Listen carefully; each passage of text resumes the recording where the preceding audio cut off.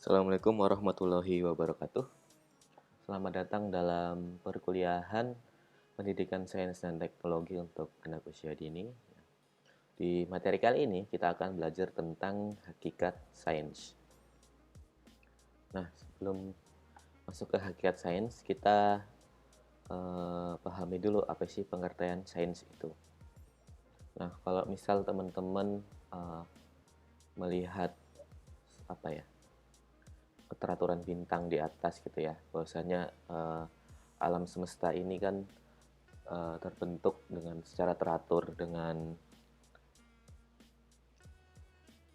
posisi yang sudah apa ya, tidak berantakan. Tapi kalau kalian melihat teman-teman melihat galaksi Bima Sakti dan lain-lain, itu kan bentuknya spiral. Jadi ada keteraturan alam seperti itu.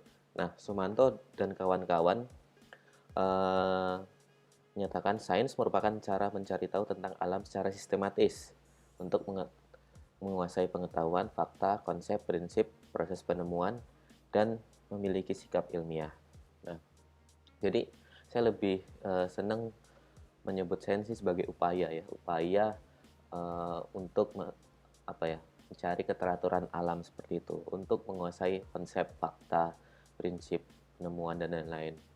Nah, maka dalam proses sains itu sangat erat dengan apa ya, dengan pembelajaran secara langsung. Maka dari definisi tersebut sangat efektif bahwa pendidikan sains menekankan pada pembelajaran pengalaman secara langsung agar dapat menjelajahi dan memahami alam sekitar secara ilmiah.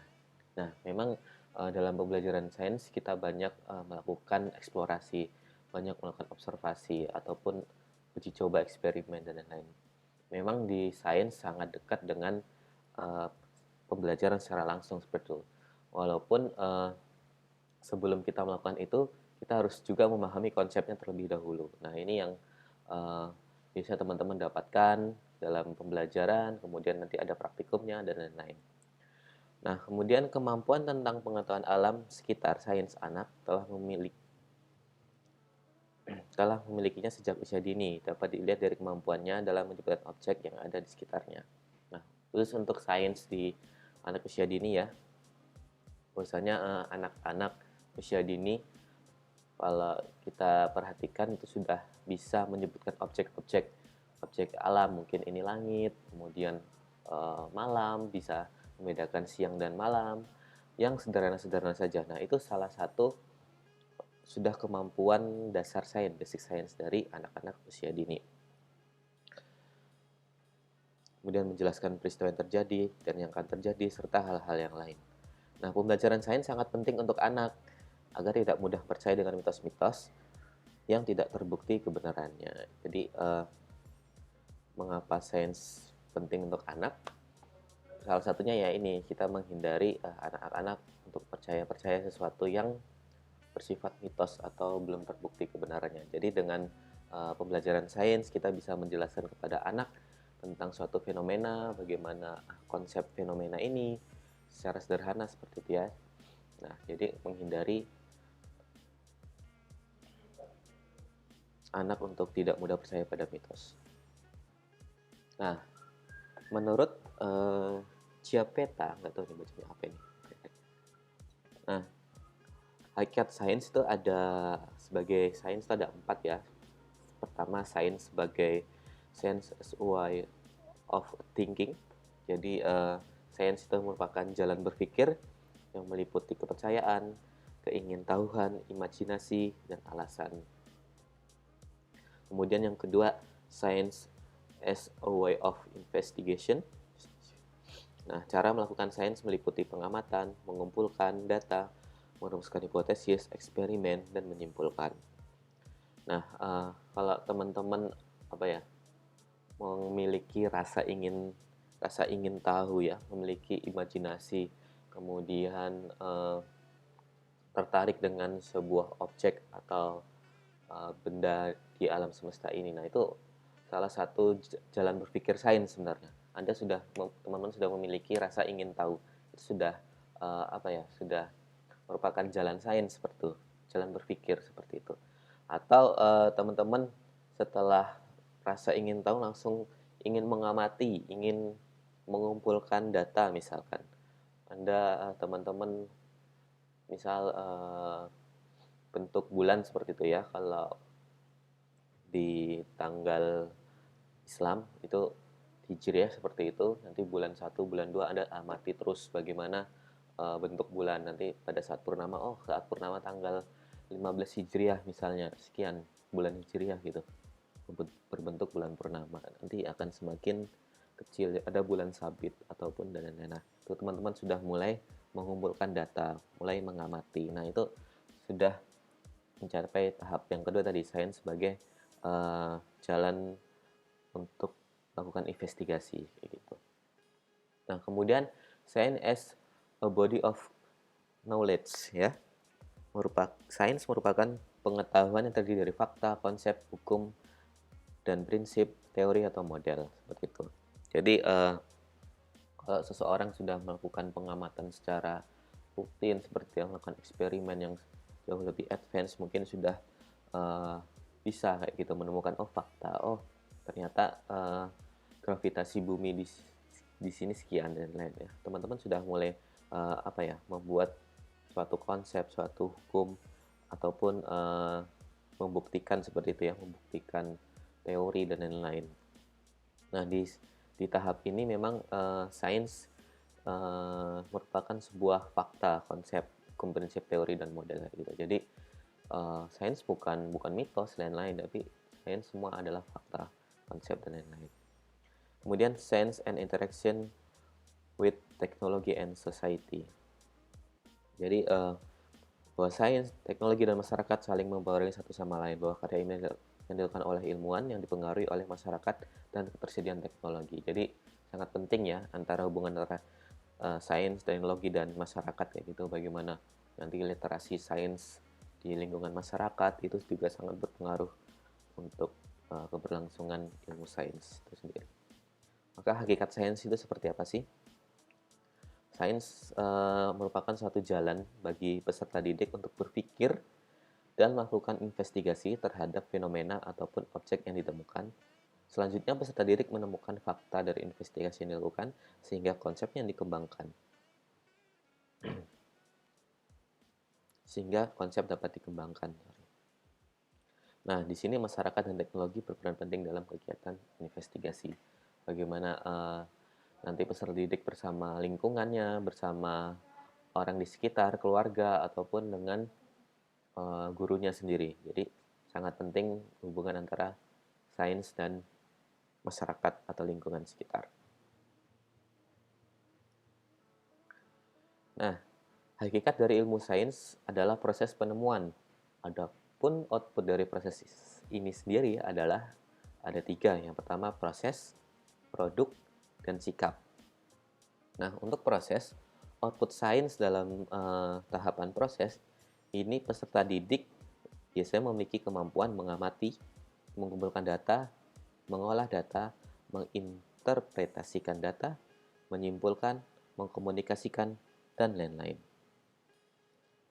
Nah, jadi output dalam proses sains ini, tadi peserta didik ketika sedang belajar sains, prosesnya kayak gitu, sebisa mungkin peserta didik itu kita ajak untuk mengamati bagaimana mengumpulkan data, mengolah, dan lain-lain. Nah, ini adalah salah satu output yang teman-teman mungkin dalam pembelajaran di anak usia dini ini bisa dibawa seperti itu, proses dalam tahapan proses ini. Kemudian tahap produk kayak gitu. Dalam proses penemuan, sains menghasilkan produk berupa konsep, dalil, hukum, teori, dan prinsip. Mungkin ini lebih advance lagi ya, mungkin teman-teman lihat Albert Einstein menemukan teori relativitas atau Newton yang menemukan 3 hukum tentang gerak. Nah, itu salah satu penemuan atau produk dalam sains gitu. Atau yang ketiga adalah sikap. Nah, dalam belajar sains ada output sikap seperti itu. Misal peserta didik menjadi terbuka, menjadi objektif, berorientasi pada kenyataan, bertanggung jawab, bekerja sama, ataupun berpikir kritis, ataupun memiliki rasa ingin tahu dan lain-lain. Nah, itu salah satu sikap yang nanti teman-teman bisa akomodir gitu, yang teman-teman bisa tekankan kepada peserta didik sikap-sikap ini yang nanti akan jadi hasil dalam pembelajaran sains. Jadi peserta didik bisa lebih terbuka, lebih objektif ya, semua berorientasi pada fakta, ya, bukan pada mitos dan lain-lain. Kemudian bertanggung jawab atas pembelajarannya dan lain-lain. Dan juga bekerja sama tentunya ya, kalau ada pekerjaan kelompok. Nah, kita masuk ke keterampilan proses sains. Nah, keterampilan proses sains dapat digolongkan menjadi dua bagian, yaitu pertama adalah keterampilan dasar atau basic skill, dan yang kedua adalah keterampilan terintegrasi atau integrated skill. Nah, kita akan bahas satu per satu. Nah, misal keterampilan dasar ya, the basic skill. Nah, ini mungkin nanti teman-teman bisa memilihnya dalam pembelajaran di anak usia dini. Misal keterampilan mengamati gitu ya. Bagaimana peserta didik menggunakan panca inderanya untuk melihat, mendengar, atau mungkin mencium aroma dan lain-lain. Nah, ini indera-indera panca indera manusia teman-teman nanti bisa gunakan dalam apa ya, untuk proses mengamati gitu. Jadi terserah mau penglihatan, pendengaran, atau lain-lainnya. Kemudian keterampilan mengklasifikasi, mengelompokkan objek-objek dan kejadian berdasarkan persamaan dan perbedaannya. Nah, ini kalau dalam pembelajaran yang menengah mungkin kita bisa membuat daftar, tabel, ataupun grafik. Tapi kalau di anak usia dini ya nggak, saya kira itu masih terlalu jauh. Jadi mungkin bisa mengklasifikasikan mana yang berbentuk mungkin mereka sudah bisa apa ya, memilih warna misalnya. Oh, ini benda berwarna biru, oh ini benda berwarna merah dan lain-lain. Nah, itu sudah keterampilan dasar kalau di anak usia dini. Jadi dia sudah bisa mengklasifikasikan, oh benda ini misal benda, oh ini benda cair, benda padat dan lain-lain. Kemudian mengukur, membandingkan kuantitas yang belum diketahui dengan standar. Misal ya kita mengukur panjang dan lain-lain. Mungkin kalau di anak usia dini ya kita mungkin bisa menggunakan penggaris, tapi kalau misal itu masih terlalu jauh ya kita bisa menggunakan jengkal tangan mereka ataupun lain-lain. Dan itu nanti bisa diberikan penjelasan lebih lanjut kayak gitu. Kemudian menyimpulkan, membuat kesimpulan berdasarkan data-data hasil pengamatan. Namun begini teman-teman, keterampilan dasar ini nggak semuanya teman-teman nanti harus akomodir dalam pembelajaran anak usia dini. Atau mungkin teman-teman hanya mengambil, oh yang penting peserta didik saya bisa mengamati, bisa mengklasifikasi atau lain-lain kayak gitu. Itu sudah no problem kayak gitu. Jadi untuk pendidikan anak usia dini memang tidak harus keterampilan dasar semua ini dikuasai kayak gitu. Kemudian keterampilan meramalkan atau meramalkan sesuatu yang belum dibuktikan dengan keyakinan bahwa yang akan terjadi didasarkan pada pengetahuan dan pemahaman, pengamatan serta kesimpulan yang telah diperoleh. Nah, ini misal teman-teman melakukan hipotesis dan lain-lain ya. Atau enggak, kalau hipotesis mungkin keterampilan selanjutnya ya, mungkin teman-teman bisa meramalkan suatu kejadian, misal oh kayaknya kalau di pertengahan tahun Hijriah nih bulan akan purnama. Nah, itu teman-teman sudah bisa mulai, karena berdasarkan pengalaman, berdasarkan pengetahuan yang secara berulang tadi ya, itu sudah didapati bahwasanya oh mendekati pertengahan bulan Hijriah bulan itu akan purnama seperti itu. Tahap keterampilan selanjutnya adalah mengkomunikasikan hasil secara lisan ataupun tertulis seperti itu ya, membuat laporan atau presentasi hasil penelitian dan lain-lain. Nah, itu adalah keterampilan dasar dalam sains. Kemudian keterampilan terintegrasi. Nah, ini memang tidak harus dimiliki ya kalau di anak usia dini, tapi kita coba jelaskan saja. Pertama, membuat model, kemudian mendefinisikan secara operasional, mengumpulkan data, menginterpretasikan data, mengidentifikasi dan mengontrol variabel, merumuskan hipotesis, dan melakukan percobaan. Nah, ini keterampilan-keterampilan yang memang dimiliki para ilmuwan seperti itu ya, yang sudah advance. Terkadang para ilmuwan memiliki keterampilan-keterampilan seperti ini. Nah, ini adalah keterampilan dalam sains. Ada dua tadi ya. Yang pertama adalah keterampilan dasar, yang kedua adalah keterampilan terintegrasi. Nah, kemudian ruang lingkup pengembangan sains.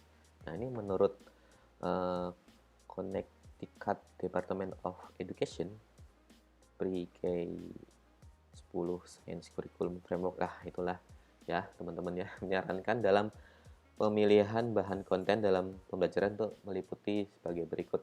Pertama, content of science, earth or space science, life science, dan physical science. Nah, mungkin konteks of science ini berhubungan dengan sifat ilmu pengetahuan, sejarah ilmu pengetahuan, dan teknologi itu sendiri.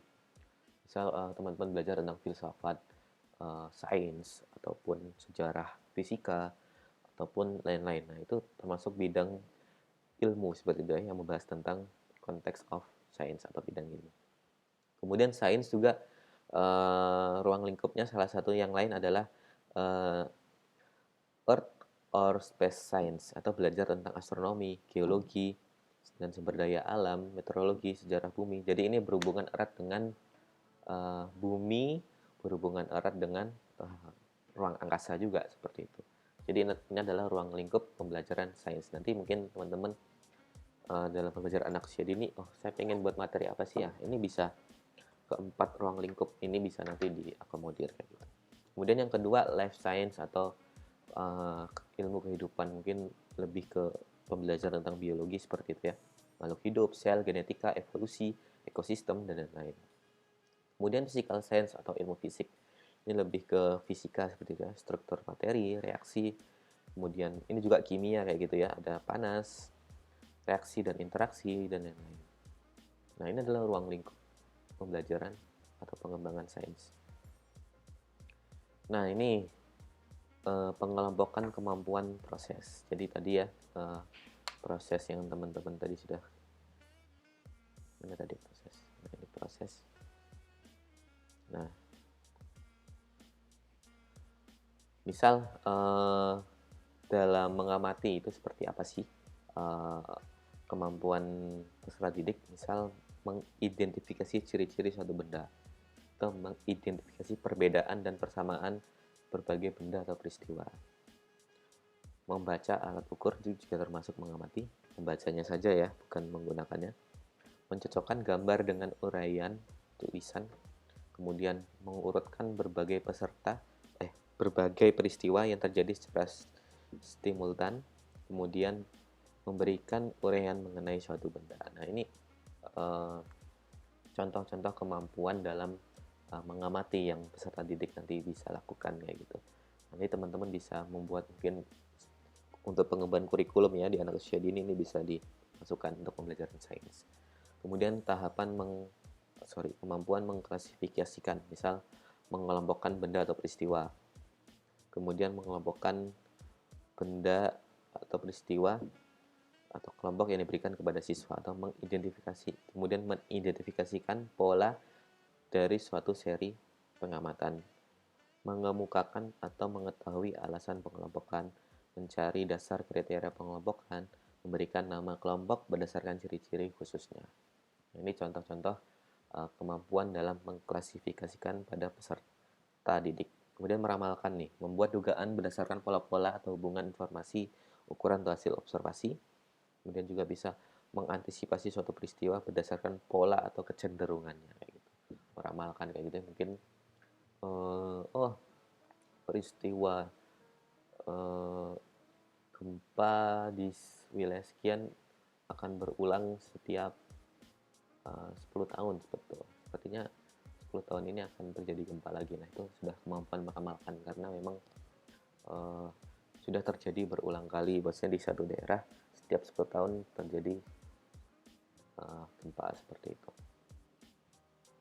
Kemudian kemampuan mengkomunikasikan, misal mengutarakan suatu gagasan, mencatat kegiatan, menunjukkan hasil kegiatan, mendiskusikan hasil kegiatan, menggunakan berbagai sumber informasi, mendengarkan atau menanggapi gagasan orang lain, melaporkan suatu peristiwa atau kegiatan secara sistematis dan jelas. Nah, ini uh, kemampuan dalam mengkomunikasikan dalam sains ya gitu ya.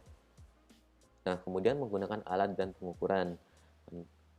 Mungkin menentukan alat pengukurannya terlebih dahulu, kemudian mengidentifikasikan hal-hal yang berubah atau harus diubah pada suatu pengamatan atau pengukuran, merencanakan bagaimana hasil pengukuran perbandingan atau untuk memecahkan masalahnya, menentukan ukuran urutan ya, langkah-langkah yang harus ditempuh dalam suatu percobaan, kemudian ketelitian dalam penggunaan alat dan pengukuran dalam satu percobaan. Nah, ini mungkin kemampuan-kemampuan sains yang nanti teman-teman bisa akomodir, tapi nggak harus semua ya, karena kita kan bicara tentang pendidikan anak usia dini. Jadi tidak semua kemampuan dalam proses ini teman-teman harus akomodir. Mungkin teman-teman cukup memilih beberapa kemampuan yang mungkin bisa dikuasai oleh anak peserta didik dari teman-teman semua. Oke, mungkin itu saja untuk materi kali ini.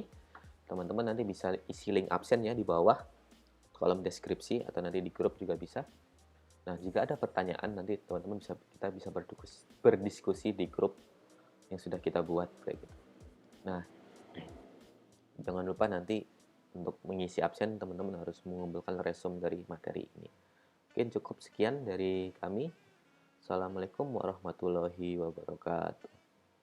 Salam sejahtera untuk kita semua.